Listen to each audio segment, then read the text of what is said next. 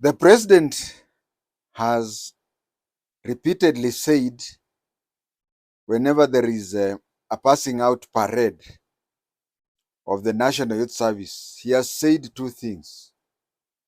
He has said that the National Police Service should allocate a certain number, I think 4,000. The National Police Service should allocate 4,000 National Youth Service men and women to join the police in the next recruitment. The president of the same meetings, he has also said that he's going to increase the number of people, young people going through the NYS. These are my opinion. I want to not only agree with him, but even go further than what he has suggested. One thing, you see, the training since when NYS started in the 60s, the training of NYS is very much more physical than the training in Kiganjo. An NYS recruit goes through a more strenuous training than a recruit in Kiganjo. Now, the difference here is this, that Kiganjo, and I've not talked of other discipline services, I've not talked of KDF, I've not talked of Kenya Wildlife, I've not talked of prison services, I have not talked about Kenya Forest. If I had my way, I would say that on the lower side, let it be 80%. But if possible, let those who join these disciplined forces, disciplined services, be it KDF, be it Kenya Forest, be it Kenya Wildlife, be it the National Police Service, take all of them from the NYS. I have a reason. One reason is the kind of training they take. Imagine undertaking a training that is more strenuous than that of Kiganjo. And then later on, you become an accountant. Okay, there are those who will take that and whatever, but there is that training people some things, and then from there, you leave them. Two, and very more important than even that one, is that it is about money, savings. I can tell you that if you take a detail, what is a detail? A detail is people who, people who are trained at the same time. For example, which university? There is the graduation, those people who are getting their, what do you call, bachelor's degree in the year 2026. In the police, we call that one detail of 26, something like that. So the detail are those people who graduated together. Now I'm saying these are, if you take a detail, a lot, the lot that is going, like now we are going to take 10,000. Now, if you are to take all the 10,000 from the NYS, do you know that you will have reduced that you can, there is a problem. If it is 90% NYS, then Kiganjo will train everybody as if nobody has ever gone to NYS. But if it is strictly 100% NYS, it means that Kiganjo training can even take up to a half of the training. Let me talk about Kiganjo, and let me talk about GSU, because I've been to both. I have a feeling as a police officer emeritus that it is quite possible to reduce the training period. If you reduce that, imagine 10,000 recruits. That is in a day. That is 10,000 breakfasts. Then there is 10,000 lunches and 10,000 supper in a day. In a day. So if the training, I think nowadays takes maybe a year. If you take strictly the NYS people only, it is possible to make the training be 6 months. And if it is 6 months, 360 divided by 2, 365 or 366 in a leap year, 366 divided by 2, that is 183. It means that you have reduced 183 training days. And 183 times 10,000. That is the amount that the government is going to save. Now that is, you have reduced the training. Another thing that, because there are some things like marching and what, look at the NYS people performing what we call silent drill and the drill formation and whatever. They undergo a training that is called what do you call? I'll remember as I say, but maneuver. They undergo maneuver. The only thing that they don't train, that is trained in other discipline services, they don't train how to use firearm. They don't train in using firearm. Now, when such people are taken to various places, be it KDF, be it NPS, be it Kenya Forest, be it Kenya Wildlife, be it Kenya prisons, they will get, it's just like, have you seen these people who are completing the training in the military, both cadet officers and recruits? They are just general duty people. They're just general duty people, GDs. Now, if someone has trained, that is what we call infantry. All of them are infantry. And NYS are infantry people without the training of, what do you call, without the without the training, firearms training only. Now, when a recruit has completed the basic training at recruit training school, then he or she is taken to either the Air Force or the Navy. I'm not talking about the Army.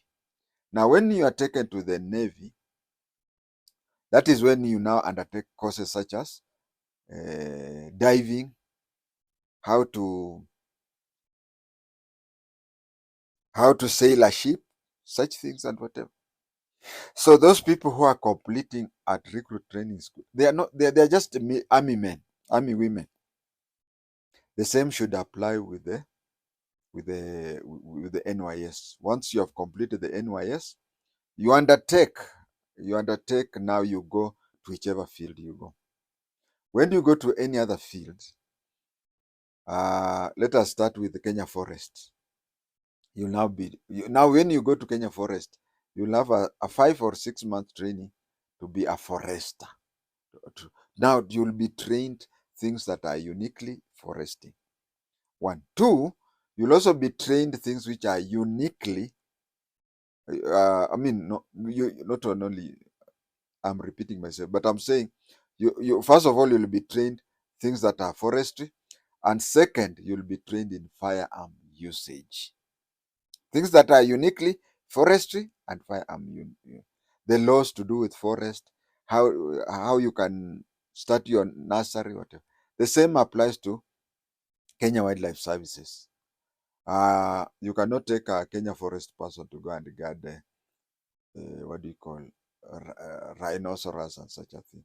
So from there you go and be taught things which are just specifically for animal whatever and firearm usage. And if you go to the KDF, the same. If you go to the National Police Service, the same. But you see, National Police Service is a bit different because the training in Kianju will be shorter than, let's say, the AP and the GSU. because the AP and GSU you'll be taught things such as but you see, for somebody who has been in the NYS, being taught maneuver is not hard. The only difference is, nakumbuka, I've just remembered. I used to be, those of you who have undertaken an infantry training, I used to be the fellow to carry mortar. Yeah, I used to carry 60 millimeters mortar. So you'll be taught from there. You'll now be taught if you're going to AP or you're going to GS, you'll be taught section formation of section attack, whatever companies, such things. It will have reduced the time, and the government should save more time in the training and whatever.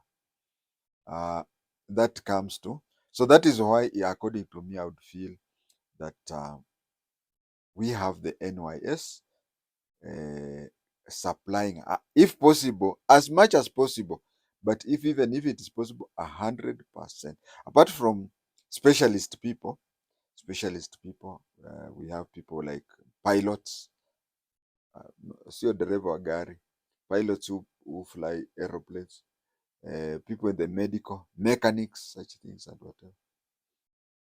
But there are some even specialist courses like mechanics. Why don't you just undergo the whole training like anybody else? Anyway, that is that. Personally, I nearly enlisted with NYS twice. I nearly enlisted with NYS twice. The first time I nearly enlisted with NYS was after my Form 4. After my Form 4, I did my Form 4. That is secondary education. Watu wengine wanasemaga nilienda high school na the certificate Kenya, says Kenya certificate of secondary. So my secondary, I went to Nairobi Technical. I was very good in maths, and my father had been seconded to the NYS during Kenyatta's time, and immediately Moi came. He was removed from NYS and went to start. He founded the railway CID. The railway CID. My father is the founding boss of railway CID. Now, Japheth Lando. Now, when he was working for the CID, one time he was told. Actually, even today, if you want to have a shortcut in education, for example, if you go to various courses, you pay. But if you go to the NYS, if those courses are with the NYS, you go through the paramilitary first. Then after completing your paramilitary, after you have done with your paramilitary, you undertake those courses free. So my father wanted me to undergo NYS, and then after undergoing NYS, he wanted me to be an accountant. My father's initially, and most of the time he wanted me to be a teacher. But there's a time when he saw what I got in maths in Form 4. And not only did I do maths, alternative S, but I also did additional maths. I did double maths in Form 4 for my East African Certificate of Education. So my father felt that being very good in maths, I should undergo a course to be an accountant. And you see, you go crash program.